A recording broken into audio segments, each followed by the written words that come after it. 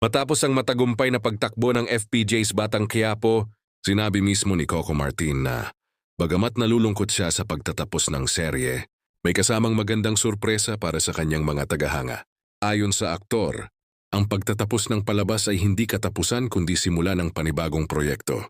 Ayon mismo kay Coco, ihahandog niya ang isang bagong serye na may titulong Sigabo na inaasahang magdadala ng kakaibang kwento at mas maraming aksyon at emosyon sa telebisyon.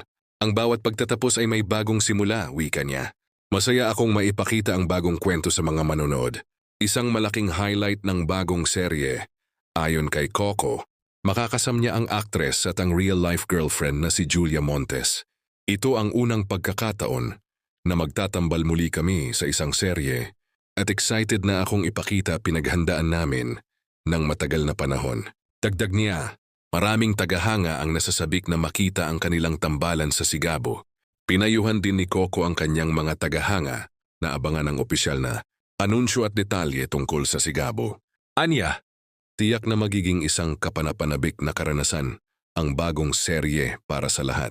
Sa huli, ayon mismo kay Coco, ang pagtatapos ng Batang Quiapo ay pagkakataon para magsimula ng bagong kabanata at maghatid ng mas maraming kwento at inspirasyon sa publiko.